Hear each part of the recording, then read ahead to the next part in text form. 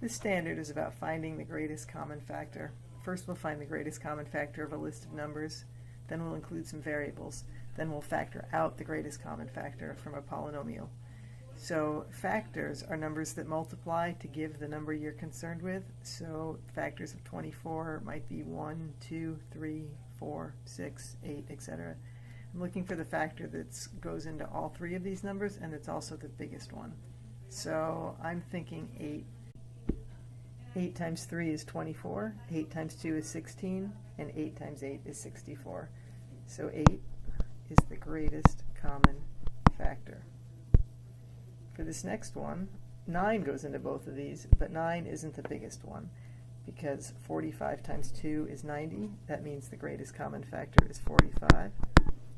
Sometimes one of the numbers itself is the greatest common factor. Now we'll include some variables. So if you look at 15 and 5, the greatest common factor of those two numbers is 5. And I want to know how many x's would go into each one of these things. So x squared, that's x times x, or 2 x's. And x is just 1x. So they each have at least 1x.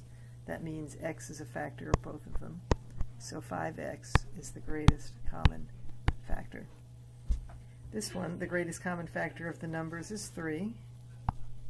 They each have at least 1x, and there's no y's in the second one, so the greatest common factor is just 3x.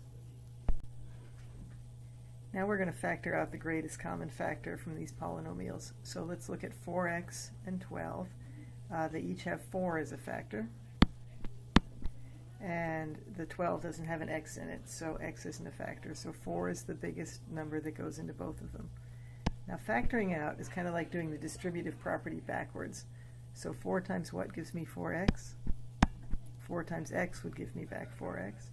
And 4 times 3 is 12. So I have now factored out the greatest common factor. All right, this next problem. 7 goes into both of them. So 7, and then x squared and x goes into both of them, and there's no y, so that's the greatest common factor. 7x times what is 7x squared y? I need an x to get the x squared, and then a y. And 7x times what is 14x plus 2. This last problem, they each have a 3, but they don't all have an x, so the greatest common factor is just 3. So 3 times x squared is 3x squared. 3 times negative 2x is negative 6x. And 3 times 9 is 27.